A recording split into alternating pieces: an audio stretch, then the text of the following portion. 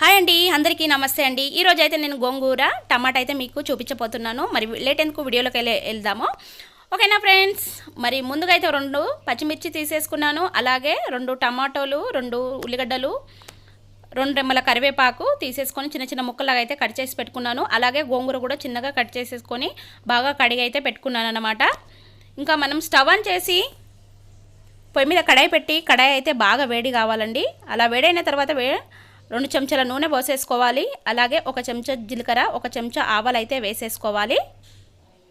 అవి మగ్గినాయో లేవో ఒకసారి అయితే చూసుకోవాలండి. చాలా మగ్గిపోయాయి అన్నమాట. ఇక ముందుగా కట్ చేసి పెట్టుకున్న ఉల్లిగడ్డలను అయితే ఇందులో వేసేసుకోవాలి. ఒకసారి అయితే మంచిగా కలపాలండి. అలాగే 2 రెమ్మల కరివేపాకు వేసేసుకోవాలి. కొంచెం ఉప్పు వేసేసుకోవాలి.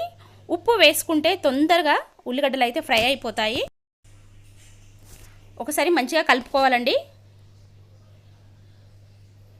అలాగే 2 లేదా 4 వెల్లుల్లి తీసేసుకొని కచ్చాపెచ్చా దంచేసుకొని ఇందులో అయితే వేసేసుకోవాలి. అలాగే మనం ముందుగా కట్ చేసి పెట్టుకున్న పచ్చిమిర్చి కూడా ఇందులో వేసేసుకోవాలి. ఇప్పుడైతే కలపాలండి. ఒక 5 నిమిషాలు అయితే దీన్ని మంచిగా మగ్గనిద్దాం. ఇప్పుడు మూత తీసి చూద్దామండి. ఆల్మోస్ట్ సగం అయితే మగ్గాయన్నమాట. ముందుగా కట్ చేసి పెట్టుకున్న టమాటాలు అయితే ఇందులో వేసేసుకోవాలి. టమాటాలు సగం అయితే ఫ్రై అవ్వాలండి. ఇలా ఫ్రై అయితే సరిపోతుంది. 1 చెంచా పసుపు, అలాగే 1 చెంచా ధనియాల పొడి వేసేసుకోవాలి. ఒకసారి అయితే మొత్తం ఇవి కలిసేటట్టు కలిపేసుకుందాం. చూడండి, ఎమ్మిగా కనిపిస్తుంది కదా. ఇందులో గోంగూర వేస్తే కూడా చాలా బాగుంటుందండి. మనకైతే టమాటా ఉల్లిగడ్డ మంచిగా ఉడికాయి. ఇప్పుడు మనము 1 చెంచా అల్లం వెల్లుల్లి పేస్ట్ వేసేసి దాన్ని అయితే మంచిగా కలపాలండి. ఇది నాన్ స్టిక్ కడాయి కాబట్టి ఏమి అంటుకోదు. అదే మీరు మామూలు కడాయి పెట్టారనుకో, మంట మీడియంలో పెట్టేసిన తర్వాత అల్లం వెల్లుల్లి పేస్ట్ వేసేస్తే మనకి ఏం అంటిపోదు. చాలా బాగా కనిపిస్తుంది కదా. ఇప్పుడు మనం ముందుగా కడిగి పెట్టుకున్న గోంగూరను తీసి ఇందులో అయితే వేసేసుకోవాలి.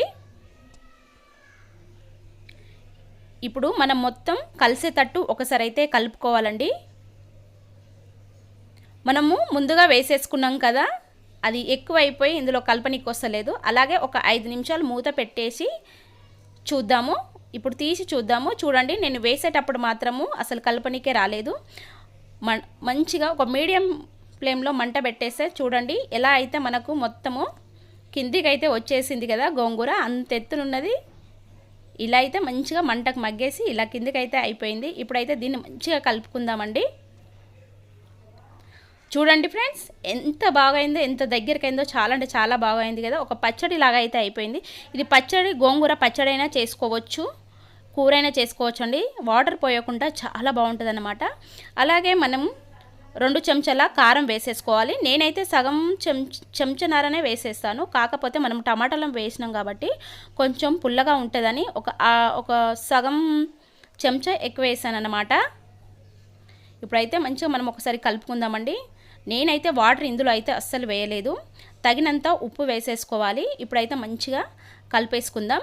చూడండి, అది ఉడికిన కొద్దీ మొత్తం సైడ్ పొంటి నూనె అయితే ఎలా వస్తుంది చూడు. చాలా యమ్మీగా కనిపిస్తుంది కదా. మనకు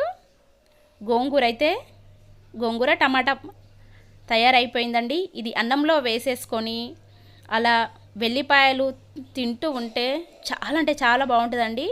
వెల్లుల్లి ఫ్లేవర్ అయితే చాలా బాగుంటుంది. ఇప్పుడైతే నేను ఫైనల్గా అయితే మనకైతే గోంగూర తయారైపోయిందండి. గోంగూర టమాటా తయారైపోయింది. ఇంకా స్టవ్ ఆఫ్ చేసేసి వేడివేడిగా ఒక గిన్నెలో అయితే అన్నం వేశాను. ఇప్పుడు అన్నం వేడి, గోంగూర వేడి. చూడండి, ఇప్పుడు కలిపి తింటే యమ్మీగా ఉంటుంది. నాకు చూస్తుంటే నోరు ఆగట్లేదన్నమాట. ఇంకైతే వేడివేడిగా తింటే 2 ముద్దలు ఎక్కువ తింటాం. అంతేనా కదా? నాకైతే అలానే అనిపిస్తుంది. ఏదైనా వేడిగా తినాలనిపిస్తుంది అన్నమాట. ఇప్పుడు టేస్ట్ ఎలా ఉందో తినైతే నేను ఒకసారి మీకు చెప్తాను. మరి నేను కలుపుతుంటే మీకు కూడా ఊరిలో వస్తున్నాయి కదా నోట్లో. చాలా అంటే చాలా బాగుంటుందండి ఫ్రెండ్స్. మీరు తప్పకుండా ట్రై చేయండి, చాలా బాగుంటుంది. ఓకేనా ఫ్రెండ్స్? యమ్మీ యమ్మీ, చాలా బాగుందండి. తప్పకుండా మీరు ట్రై చేయండి, చాలా బాగుంటుంది. ఓకేనా ఫ్రెండ్స్? మరి ఈ వీడియో మీకు నచ్చిందని అనుకుంటున్నాను. నచ్చితే సబ్స్క్రైబ్ చేసేసుకోండి, ఒక లైక్ అయితే ఇచ్చి